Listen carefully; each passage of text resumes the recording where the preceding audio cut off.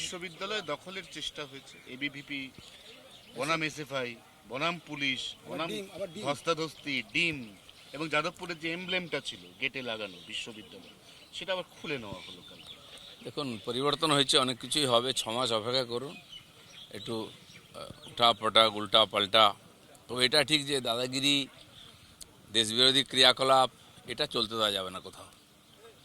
যাদবপুরে একাধিকবার দেশবিরোধী স্লোগান উঠেছে, যাদবপুরে পাকিস্তানের পক্ষে স্লোগান উঠেছে, দেওয়াল লিখন ছিল পাকিস্তানের পক্ষে।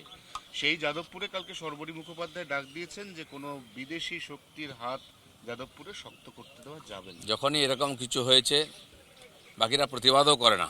টিএমসি এদেরকে পুষে রেখেছিল, দেশ বিরোধীদেরকে। আমাদের লোকেরা ওখানে সার্জিক্যাল স্ট্রাইক করেছিল, আমি বলেছিলাম এগুলো চলবে না, বন্ধ করুন, এবং সেদিন আমরা করেছিলাম। এসএফআইয়ের অফিস টফিস ভেঙে দেওয়া হয়েছিল। আবার যদি ওখানে এরকম দেশ বিরোধী গতিবিধি বা স্লোগান উঠে, একই ঘটনা ঘটবে, আবার সার্জিক্যাল স্ট্রাইক হবে। অভিষেক বন্দ্যোপাধ্যায়ের ব্যাংক অ্যাকাউন্ট নিয়ে টালবাহানা চলছে, অ্যাকাউন্ট ফ্রিজ হবে কি হবে না এখনো 20 মাস যাবে। আদালত তো চলছে, যে ব্যাপারটা সেটা নিয়ে না বলেই ভালো। আদালত দেখছেন সব খতিয়ে। দেবকে নিয়ে 30% কাটমানির পোস্টার গোটা ফাটাল ছেয়ে গেছে, এই ব্যাপারে কি বলবেন? আমার জানা নাই, আমি গিয়ে খোঁজ নেবো, যেহেতু আমার জেলা। কাটমানি কে খাচ্ছে, কেন খাচ্ছে, পোস্টারই বা কে মারছে, অনেকে অনেক কিছু করার চেষ্টা করছেন। সব ব্যাপারে আমার মনে এত চাঞ্চল্য প্রকাশ করার দরকার নেই। আর বাকি এ ধরনের কমপ্লেন এলে পুলিশকে জানানোর দরকার।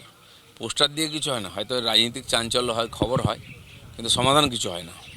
দাদা, জাকির হোসেনের ভাই গ্রেপ্তার, পাক গুপ্তচর সন্দেহে একাধিক তথ্য পাচারে জড়িত বলে দাবি এসটিএফের।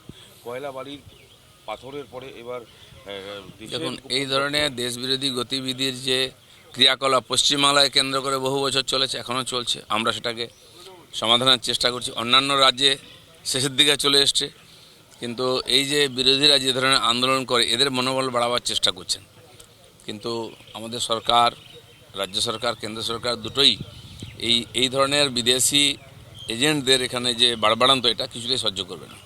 অমিত শাহ এসেছেন আজকে, তিনি বৈঠক করবেন সীমান্ত নিয়ে, বিশেষ চিন্তিত এ রাজ্যের সীমান্তে এতদিন যে কাজ হয়নি সেগুলো। মাননীয় অমিত শাহ আজ নয়, 10 বছর 15 বছর ধরে যাতায়াত করছেন। ভারতবর্ষের সীমানা, সবচেয়ে বড় সেন্সিটিভ সীমানা হচ্ছে পশ্চিমবঙ্গ আর বাংলাদেশে।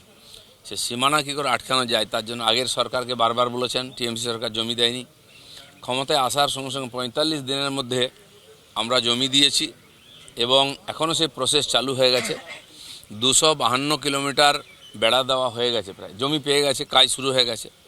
এখনও 50 কিলোমিটার খোলা জায়গা আছে, যেটা আমরা জমির খুঁজছি, প্রসেস করছি। এছাড়া কিছু জলা বা নদী আছে, সেটা বাদ দিয়ে প্রায় পুরোটাই পশ্চিমবঙ্গ বাংলাদেশ বর্ডার সিল হয়ে যাচ্ছে। তো মাননীয় অমিত শাহ খুব সিরিয়াসলি বিষয়টাকে নিয়েছেন, এবং প্রতি মাসেই প্রায় এখন আসেন। এখানকার আইন শৃঙ্খলা থেকে আরম্ভ করে সীমান্ত গতিবিধির ব্যাপারটা ওনার নজরে আছে। দাদা, বাজারে সমস্ত জিনিসপত্রের দাম অগ্নিমূল্য, চাল ডাল তেল চিনি সমস্ত কিছু দাম বাড়ছে। এই যে চিনি গুড়ের দাম 1,20 টাকা বৃদ্ধি, এটা কি ই পেট্রোলের জন্য বলে মনে হয়? এটা চিন্তার বিষয় আছে, আমি জানি না কেন হচ্ছে। তবে এর আগেও টাস্ক ফোর্স গেছে, দিয়ে বাজারেতে এদের খোঁজখবর নিয়েছে। আসল জিনিস যেটা সবজি ইত্যাদির দাম বাড়ে, সবজির দাম খুব বেশি বাড়তে দেওয়া হয়নি, যেটা ছিল মোটামুটি কাছাকাছি আছে। কিন্তু এই ধরনের কিছু বিশেষ বিশেষ ব্যাপার, যেমন পেঁয়াজের দাম হুট করে বেড়ে যায়, চিনির দাম, এগুলো সিন্ডিকেট চলে। এটা খোলা মার্কেটে সবাই ব্যবহার করতে পারে না, কিছু লোকের হাতে থাকে। আর সেই জন্য এটার খোঁজখবর নেওয়া উচিত, কারণ চিনি তো এখানে তৈরি হয় না, বাইরে থেকে আসে। এর পেছনে কারণ কি, অনেক ধরনের চক্রান্ত চলছে।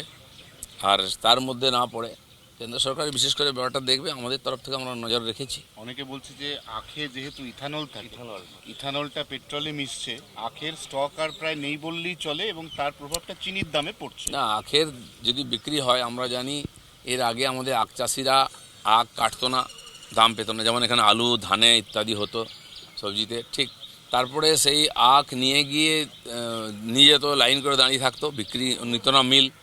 হওয়ার পরেও লক্ষ লক্ষ লিটার আখের রস ফেলে দিতে হয়েছে, তখন মার্কেটের অবস্থা এমন ছিল। আজ আখ বিক্রি হচ্ছে, আখ চাষিরা পয়সা পাচ্ছেন, কিন্তু তার জন্য লিমিটেশন আছে। আলাদা করে ইথানলের প্ল্যান্ট তৈরি হচ্ছে বিহার, ইউপিতে, তার জন্য চাষ হচ্ছে আলাদা। আমার মনে হয় না এখান থেকে ক্রাইসিস হবে, এত বাড়ার কোনো কারণ নেই।